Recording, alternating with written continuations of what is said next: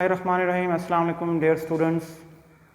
Chemistry class 10th chapter number 9 पहला topic हमने पढ़ लिया था reversible reaction and dynamic equilibrium.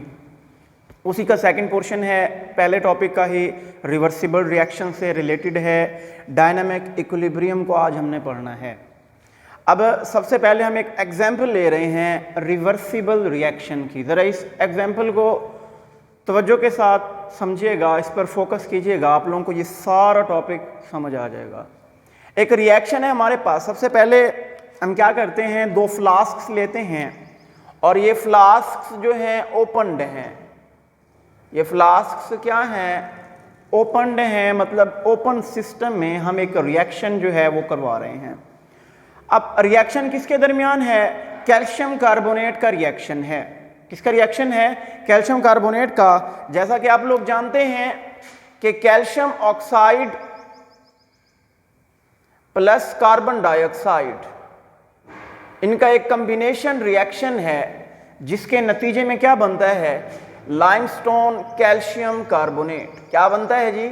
Limestone बनता है, कैल्शियम कार्बोनेट बनता है। हम एक फ्लास्क लेते हैं, फ्लास्क में हम क्या कराते हैं? कैल्शियम ऑक्साइड और कार्बन डाइऑक्साइड का रिएक्शन करवाते हैं और उसके नतीजे में क्या बन जाता है? कैल्शियम कार्बोनेट बन जाता है। अब जैसे ही हम इस फ्लास्क को हीट करेंगे, कैल्शियम ऑक्साइड को हीट करेंगे, कैल्शियम ऑक्साइड को क्या करते हैं? कैल्शियम कार्बोनेट लाइमस्टोन को हम हीट करने लगे हैं, तो उसके नतीजे में दोबारा ये जो प्रोडक्ट बना है ये डिकम्पोज होकर किस चीज में चेंज हो जाएगा? रिएक्टेंट्स में चेंज हो जाएगा। और वो रिएक्टेंट्स कौन कौन से हैं? फॉर एग्जांपल कैल्शियम कार्बोनेट है, कैल्शियम कार्बोनेट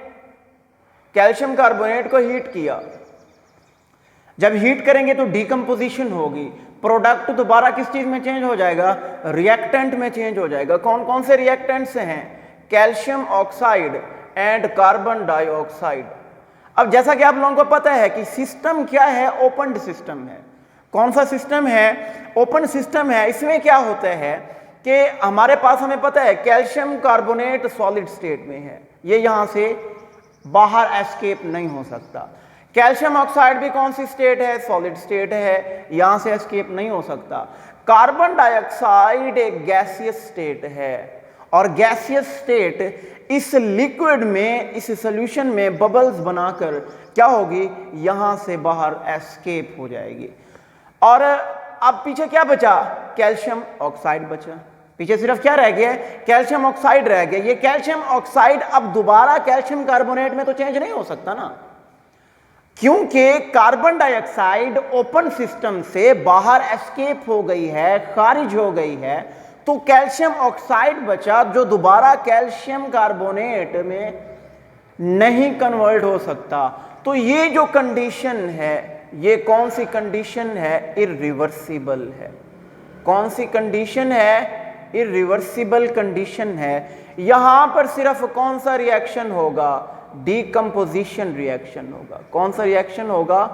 डिकम्पोजिशन, जिसमें calcium carbonate, calcium oxide, carbon dioxide में डिकम्पोज हुए है, ये दोबारा चेंज नहीं हो सकता।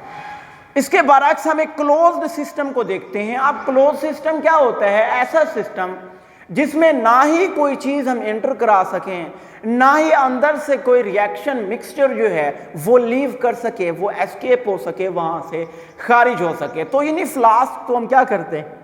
किसी कॉर्क से, किसी ढकने से बंद कर देते हैं, क्लोज कर देते हैं। अब हम देखते हैं कि हमने कैल्शियम कार्बोनेट को हीट किया। कैल्शियम कार्बोनेट को क्या करते हैं? हीट करते हैं। ये डिकम्पोज्ड होता है कैल्शियम ऑक्साइड और कार्बन डाइऑक्साइड में।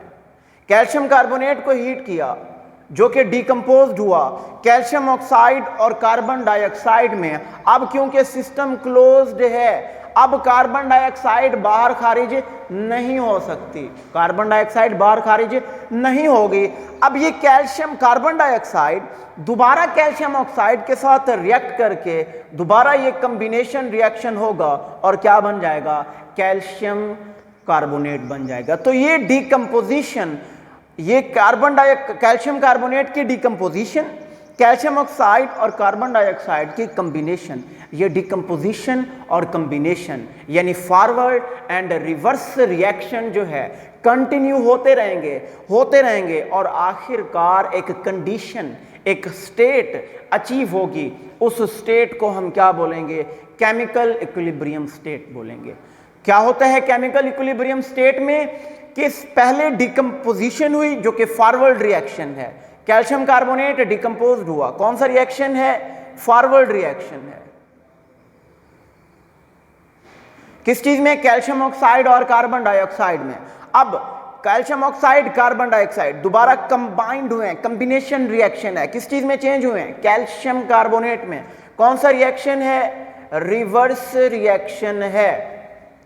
फॉरवर्ड रिएक्शन भी हो रहा है, रिवर्स रिएक्शन भी हो रहा है। एक कंडीशन ऐसी आएगी कि जिसमें दोनों रिएक्शंस के रेट इक्वल हो जाएंगे और उस कंडीशन में जो रिएक्शन मिक्सचर होगा, रिएक्शन मिक्सचर हमारे पास उस रिएक्शन में जितने भी कॉन्स्टिट्यूएंट्स हैं वो कांस्टेंट हो जाएंगे। मतलब कैल्शियम ऑक्साइड, कार्बन डाइऑक्साइड और कैल्शियम कार्बोनेट ये कांस्टेंट हो जाएंगे, ये सेम हो जाएंगे। उस कंडीशन को हम क्या कहेंगे? Chemical equilibrium condition, chemical equilibrium state कहेंगे। तो हम डिफाइन करते हैं कि when the rate of forward reaction is same as the rate of reverse reaction, जब फॉरवर्ड और रिवर्स रिएक्शन दोनों के रेट इक्वल हो जाएं और the reaction, the composition of the reaction mixture remains constant, और रिएक्शन मिक्सचर की जो तरकीब है, जो कंपोजिशन है वो सेम रहे, वो क्या रहे? कांस्टेंट रहे। इस कंडीशन को, इस स्टेट को हम क्या कहेंगे? Is called chemical equilibrium state. तो ये बात माइंड में रखिएगा कि केमिकल इक्विलिब्रियम की स्टेट ओनली अचीवेबल सिर्फ और सिर्फ एक क्लोज्ड सिस्टम में हासिल की जा सकती है, जिसमें ना ही कोई चीज़ इंटर कराई जा सके और ना ही किसी भी रिएक्शन मिक्सचर का कोई भी कॉन्स्टिट्यूएंट क्या हो? लीव कर सके, वहाँ से खारिज हो सके, वहाँ से एस्केप हो सके। तो ये हमारे पास हो गई केमिकल इक्विलिब्रियम स्टेट। अब इस केमिकल इक्विलिब्रियम की टू टाइप्स हैं, static and dynamic equilibrium. Static and dynamic equilibrium. अब यहां पर केमिकल इक्विलिब्रियम स्टेट अचीव्ड हो गई है। अगर ये केमिकल इक्विलिब्रियम स्टेट अचीव होने के बाद रिएक्शन स्टॉप हो जाता है, रिएक्शन रुक जाता है, सीजेस टू प्रोसीड, आगे नहीं बढ़ता, ऐसे रिएक्शन को, ऐसी इक्विलिब्रियम की टाइप को हम क्या कहेंगे? Static equilibrium. क्या कहेंगे? Static equilibrium. When the reaction ceases to proceed it is called static equilibrium. कि जब इक्विलिब्रियम की हालत पर आकर रिएक्शन रुक जाए, रिएक्शन मजीद आगे ना बढ़े, इस स्टेट को हम क्या कहेंगे? केमिकल स्टैटिक इक्विलिब्रियम कहेंगे। और ये ज़्यादातर कहाँ पर हैपन होता है? फिज़िकल फिनोमिना में, हमारे इर्द गिर्द कुदरत में ये फिनोमिना हो रहा है। मिसाल के तौर पर एक बिल्डिंग है, बिल्डिंग बना दी गई है, बनते बनते एक बिल्डिंग बन गई है। अब बिल्डिंग बनने के बाद वो वहाँ पे सारा प्रोसीजर रुक गया है, उसके ऊपर जितनी भी फोर्सेस हैं वो सारी क्या हो गई हैं? वहाँ पर बैलेंस्ड हो गई हैं और बिल्डिंग वहाँ पर स्टॉप हो गई है। तो इस कंडीशन को हम क्या कहेंगे? स्टैटिक इक्विलिब्रियम कहेंगे। जहाँ पर इक्विलिब्रियम अचीव होने के बाद रुक जाए, मज़ीद आगे ना बढ़े, ऐसी कंडीशन, ऐसी स्टेट को हम क्या कहलाएगी? Static equilibrium. इसके बरक्स दूसरी टाइप है डायनामिक इक्विलिब्रियम। अब डायनामिक का मतलब ही यही है, स्टिल कॉन्टिन्यूइंग, जारी रहना, स्टिल कॉन्टिन्यूइंग। एक कंडीशन ऐसी है जिसमें क्या होता है? इक्विलिब्रियम स्टेट अचीव हो गई, अब रिएक्शन रुकेगा नहीं, फॉरवर्ड रिवर्स रिएक्शन के रेट्स अपोजिट डायरेक्शन में कंटिन्यू रहेंगे, जारी रहेंगे। इस कंडीशन को क्या कहा जाएगा? Dynamic equilibrium. तो हम डिफाइन करते हैं कि when reaction does not stop, only the rate of forward reverse reaction becomes equal to each other and takes place in opposite directions. Forward reaction reverse reaction, forward left to right, reverse right to left, दोनों opposite directions में continue रहेंगे, reaction नहीं रुकेगा। इस state को, chemical equilibrium state की इस type को हम क्या कहेंगे? डायनामिक इक्विलिब्रियम कहेंगे। और हम रिप्रेजेंट करते हैं rate of forward reaction is equal to the rate of reverse reaction. Rate of forward reaction को डिनोट करते हैं आर एफ के साथ, और रेट ऑफ रिवर्स रिएक्शन को आर आर से डिनोट करते हैं। अब हम इस डायनामिक इक्विलिब्रियम को अचीव करने लगे हैं, इस्टेब्लिश करने लगे हैं, और रिप्रेजेंट करेंगे एक ग्राफ की मदद से। ग्राफिकल रिप्रेजेंटेशन है डायनामिक इक्विलिब्रियम की, या हम कह सकते हैं केमिकल इक्विलिब्रियम स्टेट की। तो ग्राफिकल रिप्रेजेंटेशन में हम with the help of example देखने लगे हैं। एक एग्जाम्पल लेंगे, उसकी मदद से हम डायनामिक इक्विलिब्रियम की स्टेट को अचीव करने के बाद हम उसका ग्राफ जो है ये बनाएंगे। फॉर एग्जाम्पल, पहले भी आप लोगों को बता चुका हूं, रिएक्शन देखने लगे हैं between hydrogen and iodine to form hydrogen iodide. For example, at initial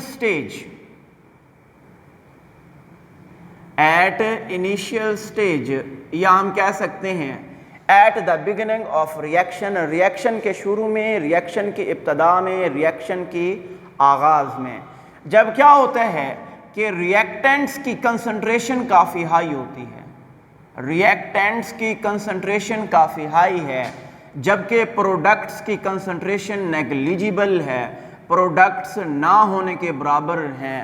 जब प्रोडक्ट्स होंगे ही नहीं तो वो किस तरीके से रिएक्टेंट में तब्दील होंगे?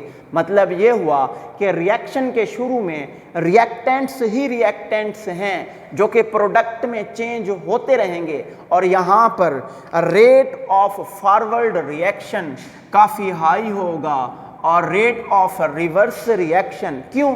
क्योंकि प्रोडक्ट्स हैं ही नहीं जो दोबारा रिएक्टेंट्स में चेंज हों। इस वजह से eight the beginning of reaction, reaction के आगाज में फॉरवर्ड रिएक्शन काफ़ी हाई है, काफ़ी बुलंद है, और rate of reverse reaction negligible है, ना होने के बराबर है। तो ग्राफ में हम कैसे रिप्रेजेंट करेंगे?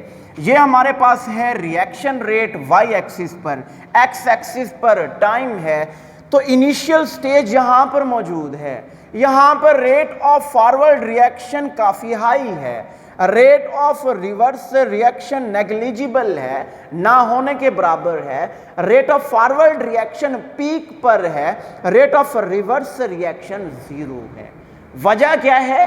शुरू में रिएक्टेंट्स की कंसंट्रेशन बहुत ज़्यादा है और प्रोडक्ट्स की कंसंट्रेशन ना होने के बराबर है, नेग्लिजिबल है, क्योंकि रिएक्टेंट ने प्रोडक्ट में चेंज होना है, फॉरवर्ड है, प्रोडक्ट ने रिएक्टेंट में चेंज होना है, रिवर्स है। यहां तक बात क्लियर हो गई, तो हम लिखने लगे हैं हाइड्रोजन आयोडीन फॉरवर्ड रिएक्शन है, चेंज होंगे हाइड्रोजन आयोडाइड में, फॉरवर्ड रिएक्शन काफी हाई है।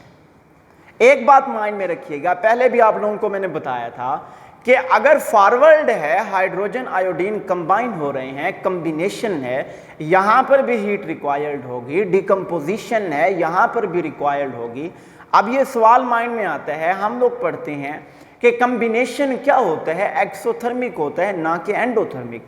अब यहां पर ऐसी क्या वजह है कि इस कॉम्बिनेशन रिएक्शन में हीट रिक्वायर्ड है?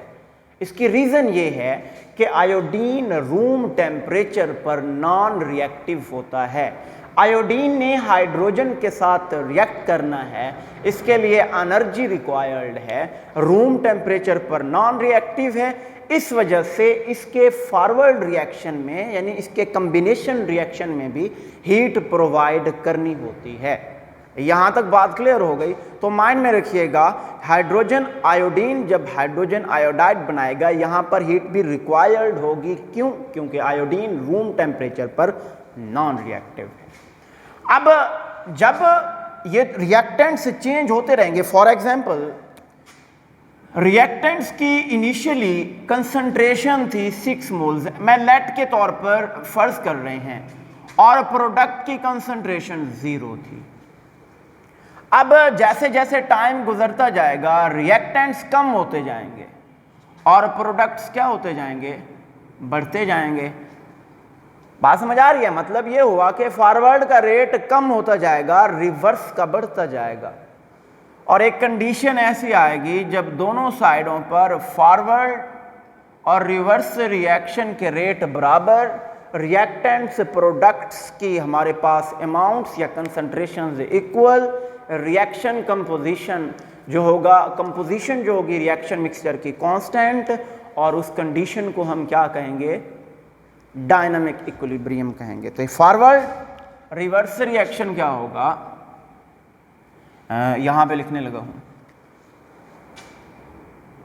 हाइड्रोजन आयोडाइड दोबारा चेंज हो गया H2 + I2 में। ये हमारे पास है डिकम्पोजिशन। दोनों के जब रेट्स इक्वल होंगे तो ये हमारे पास कौन सी कंडीशन आ जाएगी, रिवर्सिबल कंडीशन आ जाएगी। ग्राफिकली रिप्रेजेंट करने लगे हैं। इनिशियल स्टेज में रेट ऑफ फॉरवर्ड पीक पर है, जैसे टाइम गुजरता आएगा रेट ऑफ फॉरवर्ड रिएक्शन कम होता आएगा, डिक्रीज होता आएगा। अब rate of reverse initial stage में काफ़ी लो था, नेग्लिजिबल था, ना होने के बराबर था। अब जैसे जैसे टाइम इंक्रीज करता जाएगा रेट ऑफ रिवर्स रिएक्शन बढ़ता जाएगा और एक ऐसी कंडीशन आएगी जहां पर दोनों के रेट्स इक्वल हो जाएंगे। Rate of forward reaction becomes equal to the rate of reverse reaction. ये पॉइंट, ये कंडीशन क्या है, डायनामिक इक्विलिब्रियम है। ये कंडीशन क्या होगी, डायनामिक इक्विलिब्रियम होगी। यहाँ पर इस पॉइंट पर rate of forward reaction becomes equal to the rate of reverse reaction. क्या होते हैं, rate of forward reaction, rate of forward reaction क्या होता है, डिक्रीजेस, कम होता है, और rate of reverse reaction increases, rate of reverse reaction increases. यहाँ तक बात क्लियर हो गई? तो ये हमने ग्राफिकली डायनामिक इक्विलिब्रियम को रिप्रेजेंट कर दिया। ये हमारा पहला टॉपिक रिवर्सिबल रिएक्शन और डायनामिक इक्विलिब्रियम यहाँ पर एंड होता है।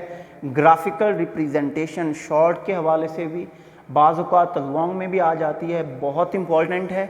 अच्छे तरीके से प्रिपेयर कीजिएगा। Wish you best of luck. अल्लाह हाफिज़।